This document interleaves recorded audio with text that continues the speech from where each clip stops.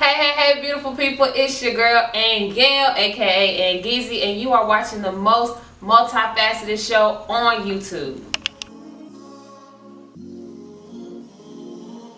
Who has inspired you to become a radio personality? Who or what would you say inspired you to become a radio personality? I would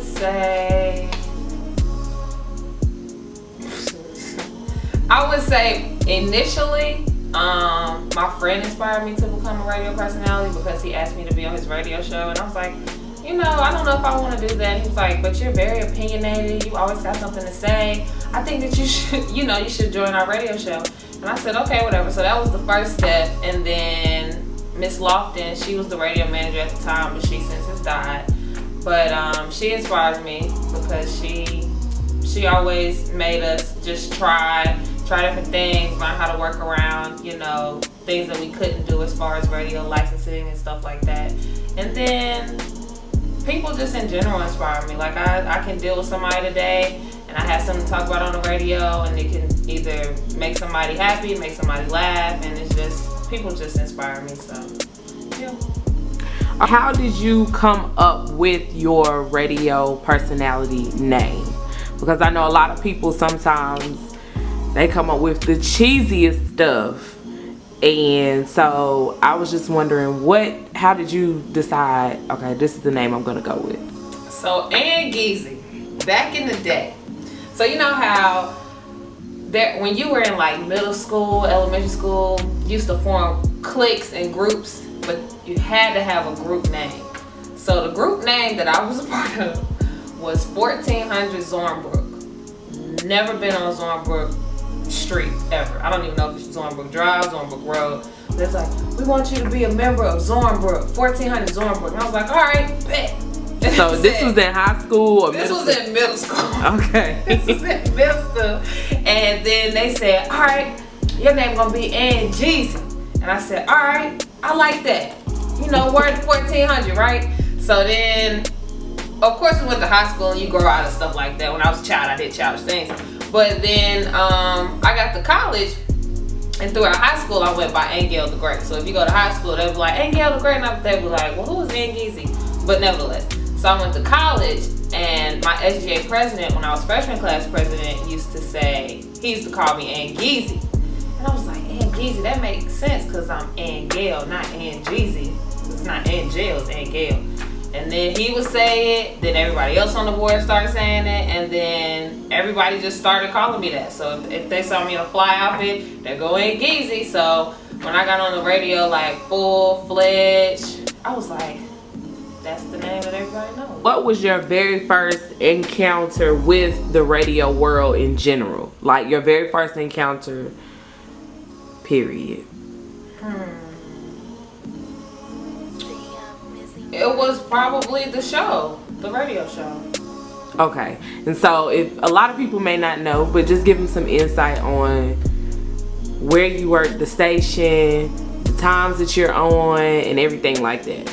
Okay, so I work for WNAA 90.1 FM, The Voice, on the campus of North Carolina Agriculture and Technical State University, 1601 East Market Street in Greensboro, North Carolina. But I'm on air from 12:30 to 2 every Monday and Wednesday. That's in the afternoon, not 12:30 to midnight. And the show is called the Aggie Lounge, and yeah, tune in. The Aggie Lounge, is there anything like in particular, or is just the Aggie Lounge and you can catch whatever on there? It's the Aggie Lounge, real candid, real relevant. I started doing this thing where I leave everybody with an inspirational quote or something to think about at the end. So that you can always expect, but everything else in between, ain't no telling what's gonna come out of my mouth. So basically with WNAA, you got started with your friend. Wow, okay.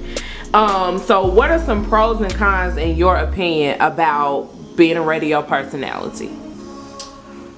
The pros, I would say, I don't really have to change who I am. Like, it's just, I can walk in there and my wig be a side part, and I left out the house and it was a middle part, and I go on air and tell people that I now have a middle part, but it wasn't supposed to be that. But I can just be me. And I get to talk to myself. So I think that's good. I think that's really good therapy. And I love music. I rarely watch TV, but as long as I got music, then I can live. So on top of me, always sharing my opinions, always being happy and ready to talk, and always being able to listen to music, radio is just easily fits into my life. Now cons, I would say the biggest con for me is some things you just can't say on the radio.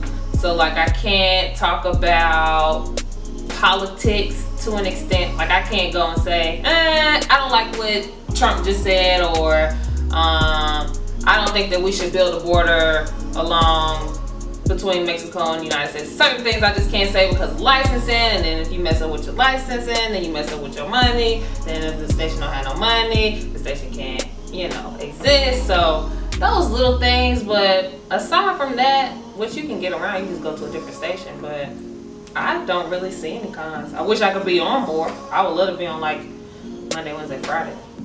That's about it. So upon graduation, is there any particular station or any particular thing that you're like, I have to be doing that when I graduate? No, I really just want to be at a radio station that's thriving. It's very impactful in the community. Like people always listen to it. They always want to be at their events. And I would also say the money doesn't really matter to me. I mean, it matters because I want to be able to sustain, but I knew when I came into college that communications was going to be something you got to sell if you want to make six figures. But I just love radio, people. I've actually thought about doing radio and teaching, so I'm really contemplating that, like teaching a CTE class or something like that, because I love kids too. So yeah. Who are some radio personalities that inspire you? Radio personality that inspire me. Before she became a talk show host, surprisingly, Wendy Williams. Who else? Mine are a lot of talk show hosts. So of course Wendy, Oprah. I love the ones that we have on the station, like Ricky. He does the gospel show in the morning at WNAA 90.1. I love B. Dot and Drinking. Yeah, those pretty inspirational ones. How has the JOMC program at North Carolina A&T helped you get where you are today? It taught me how to be resilient. Because A&T is a STEM school. So from August of 2016, freshman year, go to career fair. There's nothing for JOMC students and there's no opportunities. Everything is for STEM. STEM this, STEM that. They always get all the opportunities, but I feel like the department and the students within the department was like, if you learn how to sell yourself, which they're going to teach you how to do that, and you are dedicated to proving your family wrong and proving people wrong, that there's money in communications and everybody needs communications, then you can do whatever you want to do. And I will also say that the JOMC department taught me to find your passion and let the money come. Because I do radio and I don't get paid anything. Mm-hmm. But that's what I love to do and I don't have to get paid. Mm-hmm. So it's not like work to me, it's just what I love to do. Right. So what's some advice you would give to a freshman coming right into JOMC at any school that wants to start a career after college, that would like to start a career as a radio personality? I would say stay on the good foot because it's not easy. So one of my peers, she's a year older than me, she's about to graduate. She went through the trenches to get on air. So she was like, when I first came in, I was counting CDs and I was getting water and stuff like that. And I was like, that's not my story, but I appreciate your struggle. When I came in, it was more so, y'all have to pre-record it, y'all gonna have to redo it again because y'all just said something that you're not supposed to say. Y'all was talking about brand names and y'all can't say brand names because you're advertising it. So little things like that. And also I would say, if it's what you love to do, you have to show the person that's going to give you a chance that you are serious about the opportunity. So, because when Miss Lofton died, I still went to the radio station. So I started with the radio show, then Miss Lofton died, and then the following semester, which was the beginning of fall, I would go in to check on Miss Murphy, who took Miss Lofton's spot. So I would go in there, check on her. I'd be like, hey, Jasmine wants to teach me how to do public service announcements. Can she do that? She was like, yeah, that will help me out a lot. So I started doing public service announcements, and then she asked me, I want you to voice track, because I think you could do it. So voice tracking, for people that don't know, voice tracking is like, if you're in the car and you're leaving your third shift job and you hear my voice on the radio at 2 a.m., I'm not really in the station, I pre-recorded it. So that's voice tracking. So I did it voice tracking, and then after summer 2018, so August 2018, she put me on live. So you just have to be consistent, and if it's really what you want to do, you have to show them that that's what you want to do and you're the best person for the job. Now that we're done with all of the serious questions, I have some fun questions for you. Ooh, yay! Okay, so I'm really like, I love music. That was my first love. It will always be my first love. That's my everything. And I am like a 90s fan. Ooh. Anyway, so I want to know, what is your all-time favorite 90s jam? Whew. All-time favorite 90s jam. Any song between 90 and 99.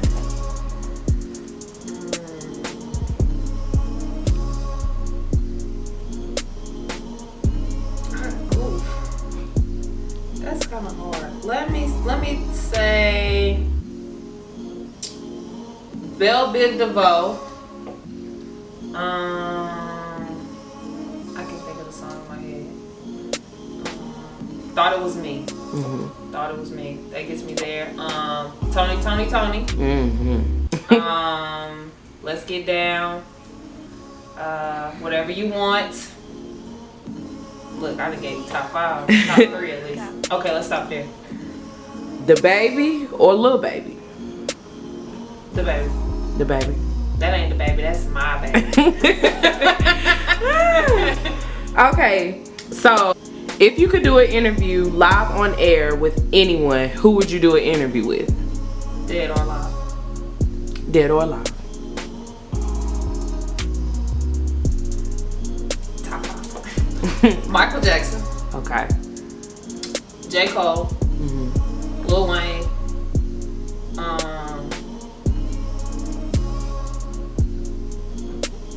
Sprinkle Beyonce on there. And let's see. Let me do a fire person. Childish Gambino. I think Childish Gambino's a cool dude.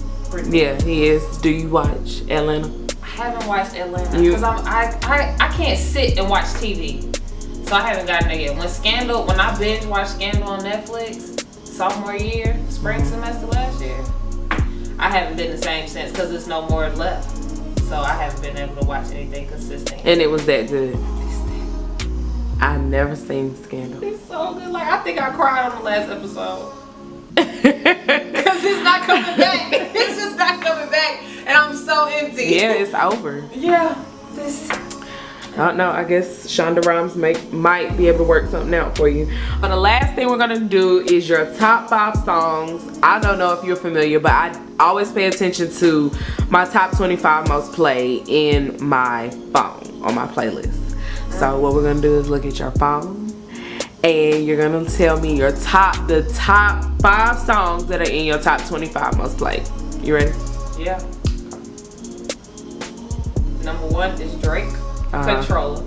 Okay. Why did I say I was gonna interview Drake? He's my favorite artist. I'm tripping. Drake, add that to the list. Okay. Gold Link, Dance on Me. Okay, I never even heard that. Is that a good song? It must be. It's number 2. It's fun. It's a fun song. Okay, I need to Gunna, Spending Addiction. Kanye West, Young Thug. Division, 2D. And then I have to throw this in there because I really love music, so I listen to all kinds of music. There's a song called Iskaba.